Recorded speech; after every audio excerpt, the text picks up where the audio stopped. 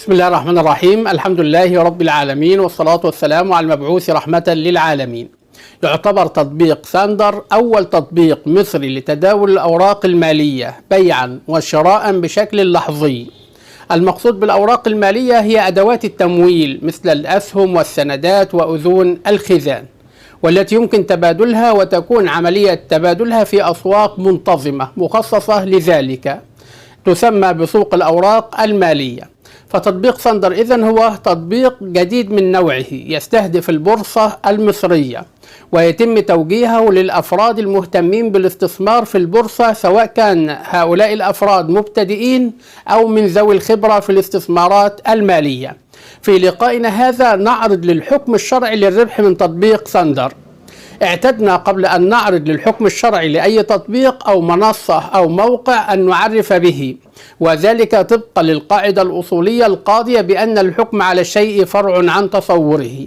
وعليه نبدأ بالتعريف بتطبيق ساندر، حيث تأسست الشركة المؤسسة لتطبيق ساندر في جمهورية مصر العربية بمشاركة عدد من الشركاء المصريين والأجانب في عام 2020، وحصلت على ترخيص مزاولة نشاط السمسرة والوساطة في الأوراق المالية من هيئة الرقابة المالية في شهر سبتمبر من عام 2020.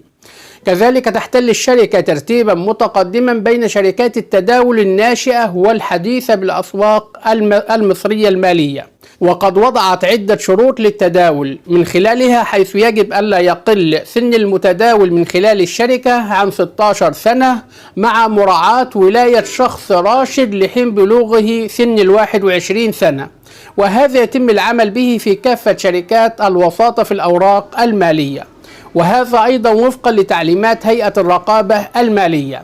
مع العلم أن تطبيق ساندر يوفر خدمة التعاقد مع العميل من مكان إقامته، فحينما تقوم بتسجيل بياناتك على التطبيق يتم بعدها الاتصال بك لتحديد الموعد والمكان المناسب لتوقيع العقود، وبعدها تحصل على نسخة ورقية من التعاقد، وهو ما يهدف إلى كسب ثقة الأفراد ومساعدتهم على الدخول في عالم الاستثمار، مما جعل الشركة توفر التطبيق على الهواتف المحمولة بما يواكب العصر ويدعم فكرة تحفيز الشمول المالي المعمول به في مصر منذ بدء إطلاق المبادرة في عام 2016، مما جعل الشركة توفر تطبيق ساندر على متجر جوجل بلاي لهواتف الأندرويد كهواتف سامسونج وريدمي وأوبو، وتوفره كذلك على متجر أب ستوري لهواتف الأبل.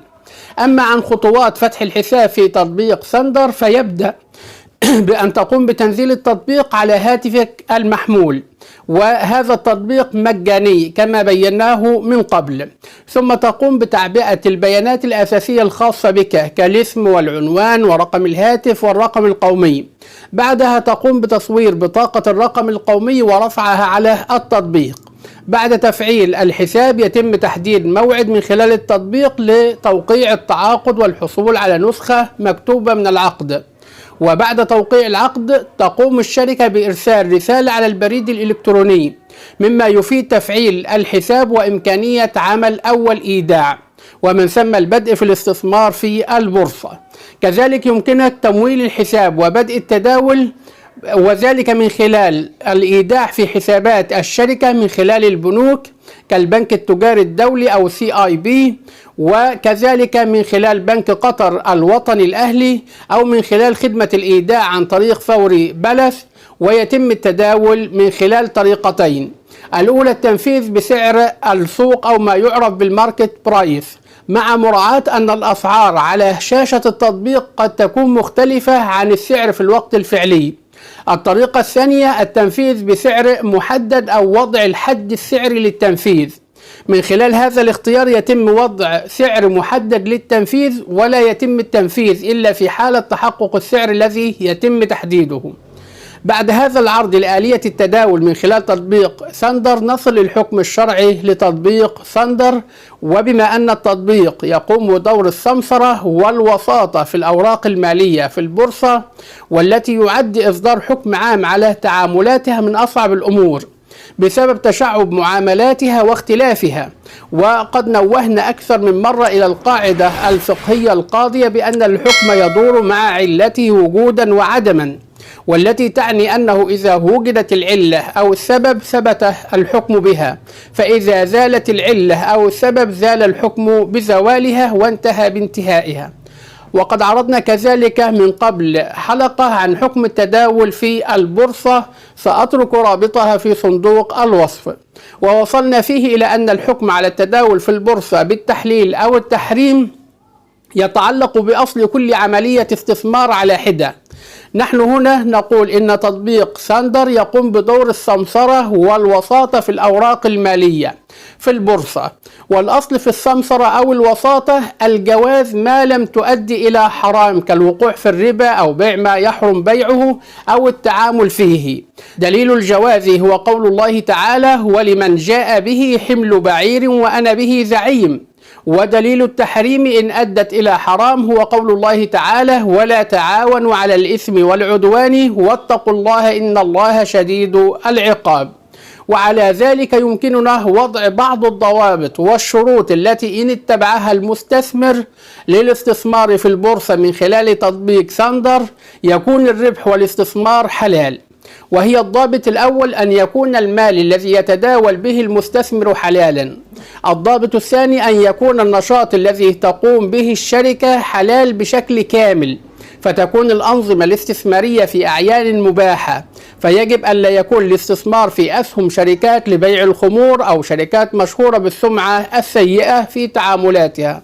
الضابط الثالث أن يكون التداول على سلعة حاضرة موجودة في ملك البائع يجري فيها القبض فيما يشترط له القبض في مجلس العقد شرعا، فلا يكون الاستثمار عن طريق بيع ما لا يملكه المستثمر لغيره أو ما يعرف بالبيع على المكشوف للحصول على فرق الأسعار.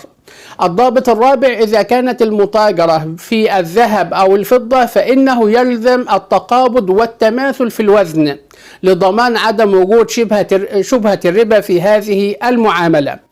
الضابط الخامس: أن يكون البيع والشراء بمقدار رأس المال، فلا يلجأ المستثمر للاقتراض الربوي أو استخدام الرافعة المالية أو الشراء بالهامش أو المرجل ليزيد من أرباحه.